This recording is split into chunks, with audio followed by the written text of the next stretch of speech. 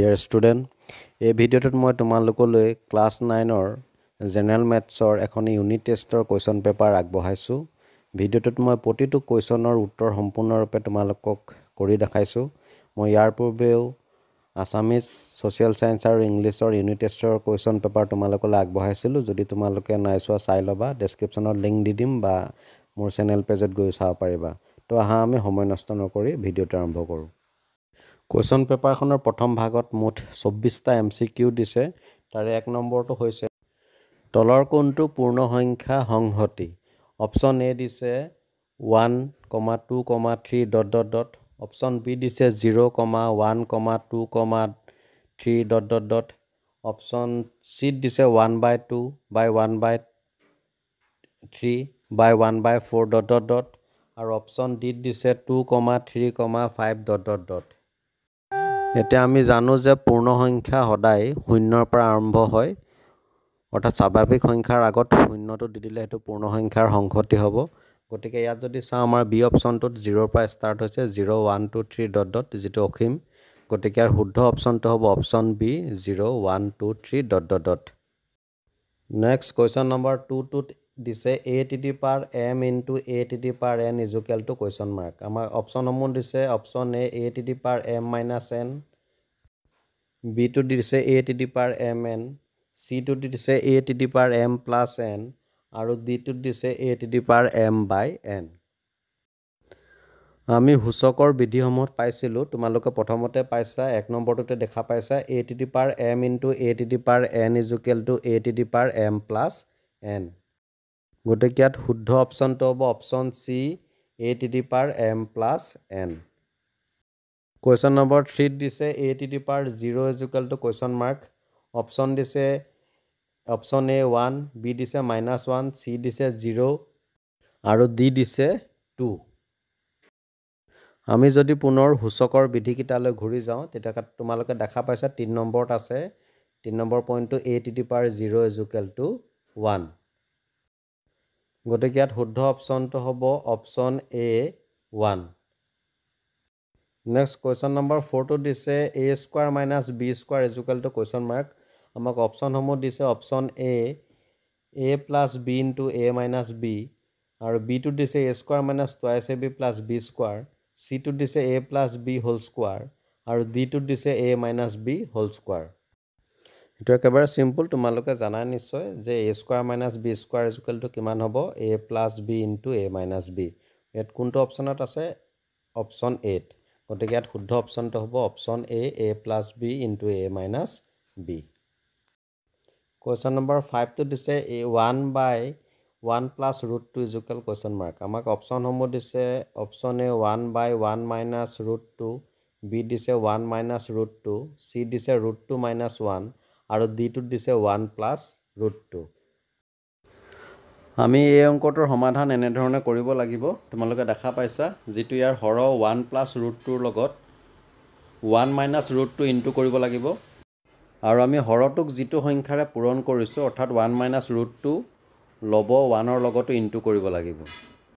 এতিয়া আমি যিটো ফৰ্মুলা পাইছিলোঁ 1 + b × 1 - b = a² - b², সেই ফৰ্মুলাত আমি অংকটো কৰিছোঁ। ইয়াত a² মানে হ'ব 1² আৰু b² মানে হ'ব √2², আৰু এনেধৰণে বহোৱাৰ পিছত শেষত পালোঁ 1 - √2/-1। এতিয়া -1ৰ লবটোক পূৰণ কৰিব লাগিব। তেতিয়া পালোঁ আমি -1 আৰু মাইনাছে মাইনাছে প্লাছ হৈ √2। এতিয়া আমি √2টো ইফালে লৈ গ'লোঁ, -1টো পিছলৈ আহিলোঁ আৰু শেষত পালোঁ √2 - 1। গতিকে ইয়াত দিয়া অপশ্যনসমূহৰ ভিতৰত শুদ্ধ অপশ্যনটো হ'ব অপশ্যন চি, √2 - 1। কুৱেশ্যন নম্বৰ 6ত দিছে বৰ্গ এটাৰ বাহুৰ দিশ a চেণ্টিমিটাৰ হ'লে ইয়াৰ কালি। অপশ্যন এ দিছে a² cm², B 2a² cm², C 4a² cm² আৰু ডি a⁴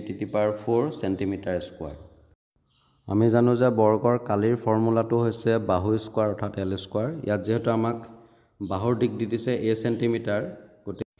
a চেণ্টিমিটাৰ² যদি আমি বৰ্গ কৰোঁ তেতিয়াহ'লে হ'ব a² cm²। গতিকে ইয়াত দিয়া অপশ্যনসমূহৰ ভিতৰত শুদ্ধ অপশ্যনটো হ'ব অপশ্যন এ a² cm²। কুৱেশ্যন নম্বৰ 7 তলৰ কোনটো এটা পৰিমেয় সংখ্যা অপশ্যন এ 1/2 বি পাই চি দিছে 3 পাই আৰু ডি দিছে √2 আমি পাইছোঁ যে পৰিমেয় সংখ্যা হ'বলৈ হ'লে সংখ্যাটোক p/q আকাৰত প্ৰকাশ কৰিব পাৰিব লাগিব যেটো আমি অপশ্যন এত দেখা পাইছোঁ 1/2 আছে ইয়াত 1 টো হ'ব p আৰু 2 টো হ'ব q গতিকে শুদ্ধ অপশ্যনটো হ'ব option A 1/2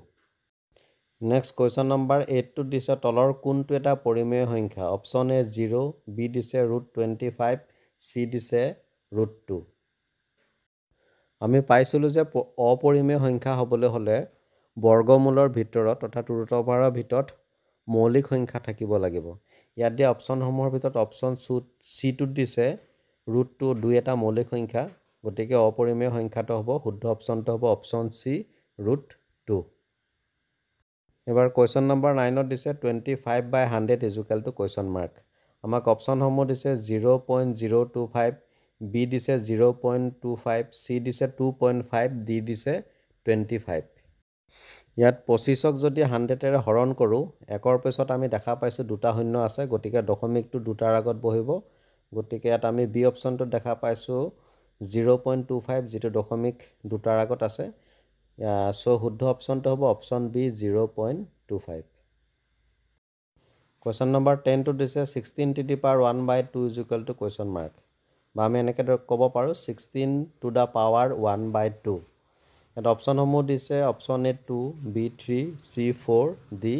5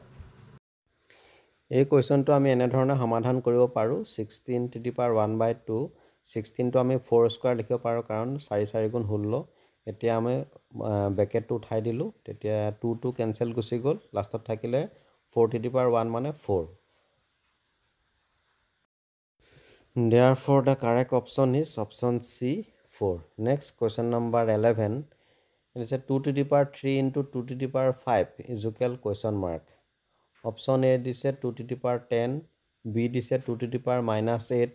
C is 2 to the power 8 আৰু D is 2 to the power 7 ইয়াক আমি এনেধৰণে সমাধান কৰিব লাগিব 2 to the power 3 into 2 to the power 5 is equal 2 to the power 3 plus 5 কাৰণ আমি সূচকৰ বিধিত কি পাইছিলোঁ a to the power m into a to the power n is equal to a m plus n ইয়াত m টো হৈছে 3 আৰু n টো হৈছে 5 দুইটা প্লাস হৈ যাব 3 এ 5 এ কিমান হৈ যাব 8 তো ইয়াত দিয়া অপশ্যনসমূহৰ ভিতৰত শুদ্ধ অপশ্যনটো হ'ব option C 2 to the power 8 বা এনেকৈ ক'ব পাৰোঁ 2 to the power 8 Next question number 12 2 plus x square plus x ৰাখিৰ x square হহক কোনটো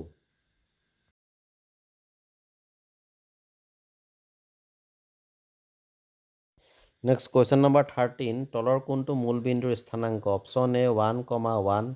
2 দিছে -1,-1 C দিছে 0,0 D দিছে 1,0 আমি জানো যে মূল বিন্দুৰ স্থানাংক সদায় 0 আৰু 0 হয় গতিকে ইয়াতে শুদ্ধ অপশ্যনটো হ'ব অপশ্যন চি 0,0 কুৱেশ্যন নম্বৰ 14 ত আমাক দিছে তলৰ কোনটো দুটা চলকযুক্ত এটা ৰৈখিক সমীকৰণ অপশ্যন এ দিছে ax + b = 0 b দিছে 2x + 3y + z = 0 c দিছে ax + by = c আৰু d দিছে ax = c ইয়াত দিয়া অপশ্যনসমূহৰ ভিতৰত শুদ্ধ অপশ্যনটো হ'ব অপশ্যন এ এবাৰ কুৱেশ্যন নম্বৰ 15 টোত দিছে তলৰ কোনটো ক্ৰমিক যুগল x - 2y = 4 ৰ সমাধান হয়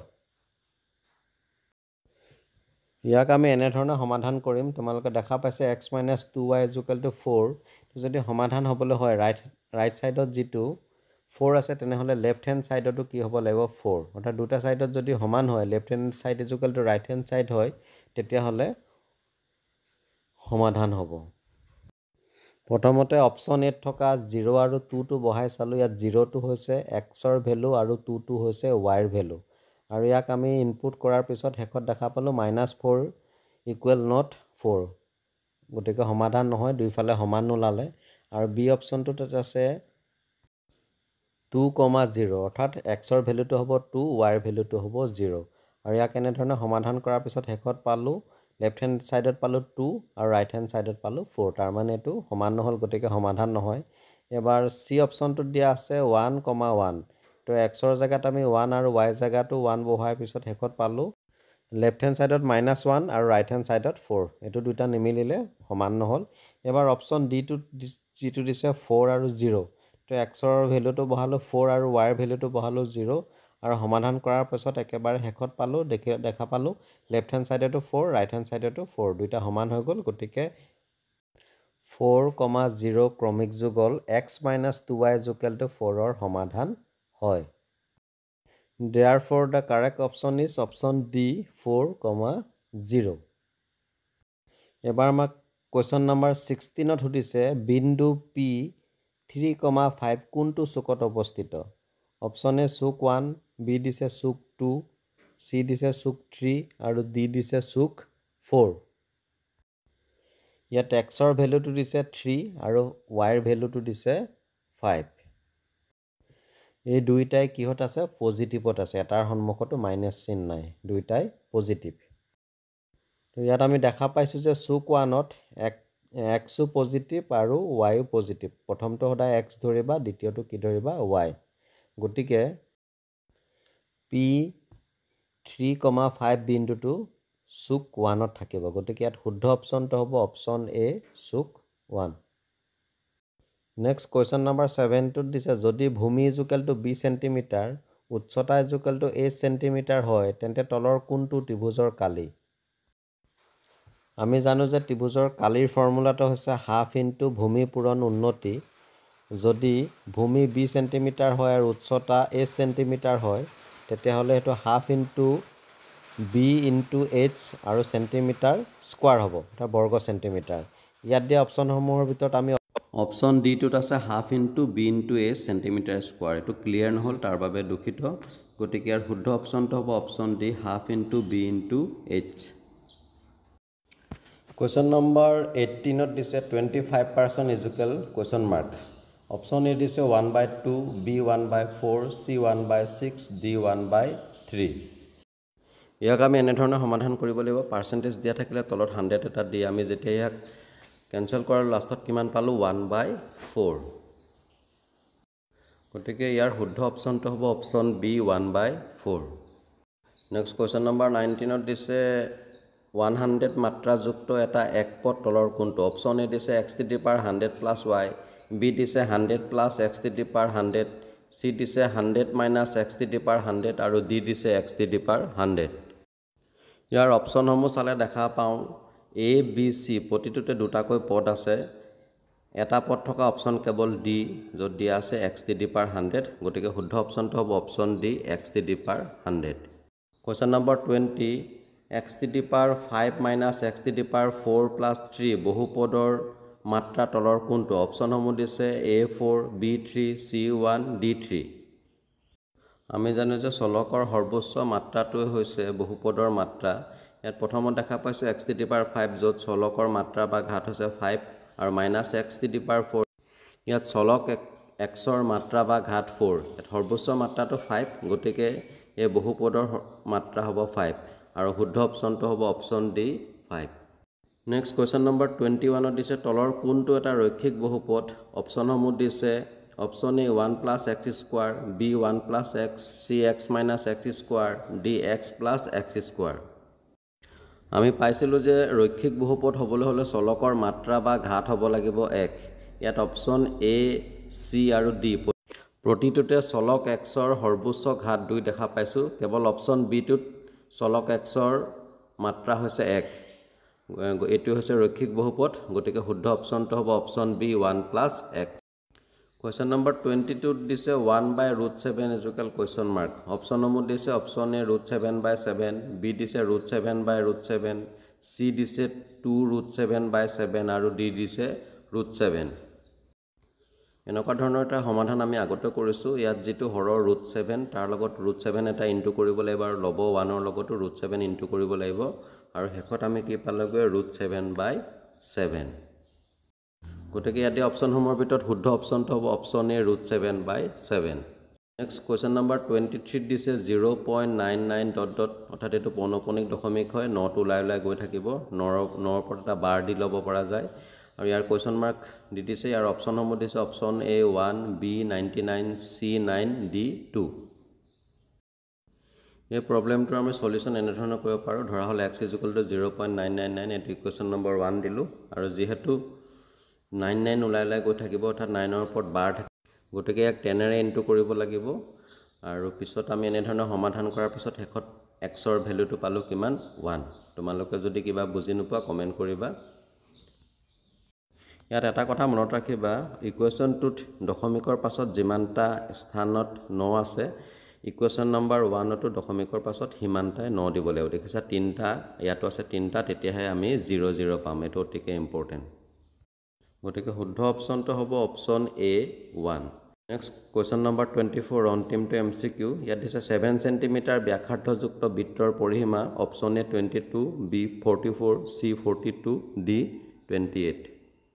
ইয়াক আমি এনেধৰণৰ সমাধান কৰিবলৈ ইয়াত ব্যাসাৰ্ধ r দি দিছে 7 সেন্টিমিটাৰ আৰু বৃত্তৰ পৰিসীমাৰ ফৰ্মুলাটো আছে টুৱাইস পাই r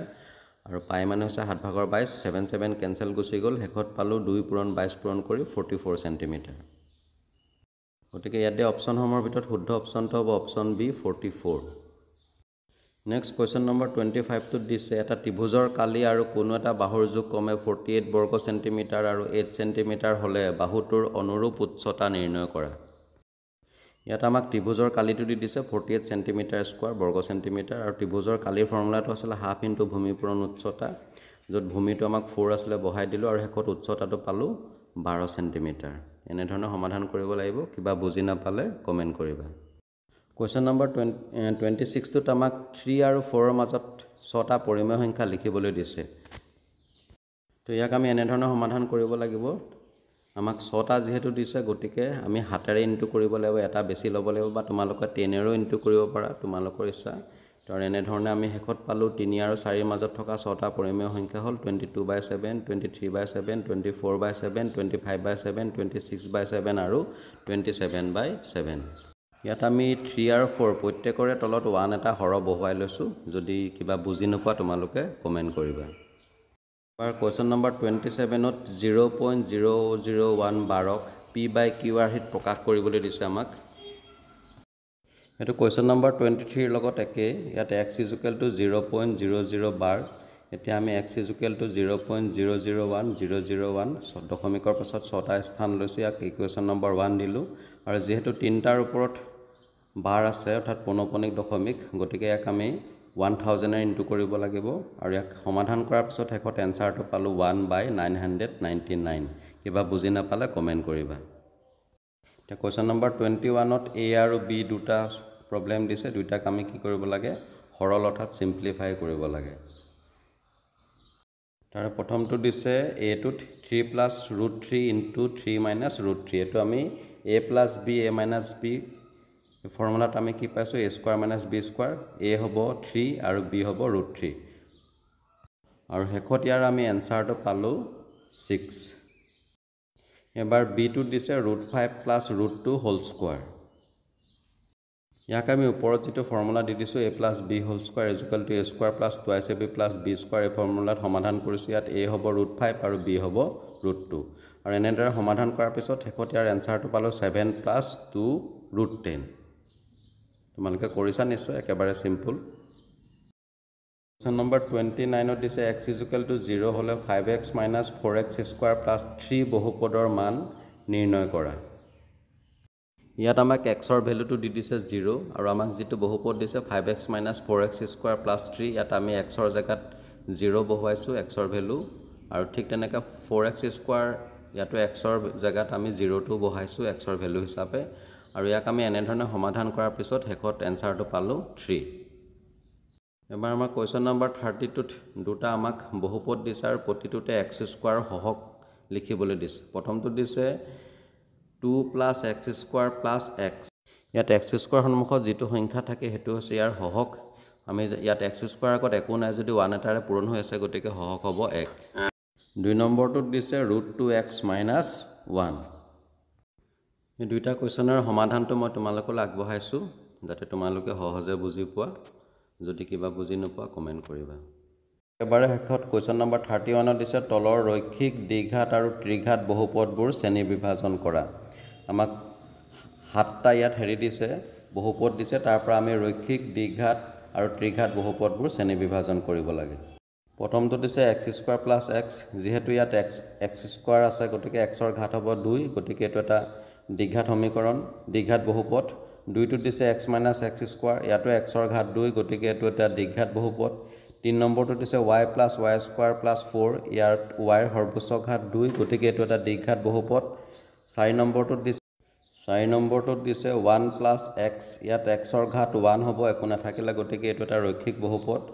আৰু 5 নম্বৰটোত দিছে 3t ইয়াতো t ৰ ঘাত 1 গতিকে এটো এটা ৰৈখিক বহুপদ 6 নম্বৰটোত দিছে r² ইয়াত r ৰ ঘাত হৈছে 2 গতিকে এটো এটা দ্বিঘাত বহুপদ আৰু একেবাৰে শেষত কোৱেশ্চন নম্বৰ 7ত দিছে 7x³ ইয়াত x ৰ ঘাত হৈছে 3 গতিকে এটো এটা হ'ব ত্ৰিঘাত বহুপদ সো ডিয়াৰ ষ্টুডেন্ট আজিৰ ভিডিওটো ইমানেই যদি তোমালোকৰ ভিডিওটো ভাল লাগিছে তেতিয়াহলে তোমালোকৰ ফ্ৰেণ্ডলৈ শেয়াৰ কৰিবা আৰু যদি মোৰ চেনেলত নতুন হয় তেনেহলে চেনেলটো সাবস্ক্ৰাইব কৰিবলৈ নাপাহৰিবা এনে ধৰণৰ ভিডিওসমূহ পাই থাকিবৰ বাবে তো আজিলৈ আহো নতুন এটা ভিডিওত তোমালোকক পুনৰ লগ পাম ধন্যবাদ